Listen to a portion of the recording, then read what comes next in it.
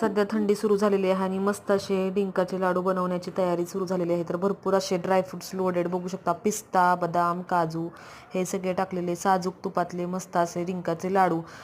शक्यतो मी म्हशीच्या तुपामध्येच हे लाडू बनवते, कारण का एकदम हेल्दी होतात. गाईचं तूप पाहिजे असेल तर त्याही मध्ये तुम्ही करून घेऊ शकता. तर हे होते ऑर्डरचे लाडू. तर अशा ऑर्डर सुरू झालेल्या आहेत आणि तुम्हालाही डिंकाचे लाडू पाहिजे असतील तर नक्की 9767680228 या नंबरवरती संपर्क करा आणि आजच आपली ऑर्डर बुक करा.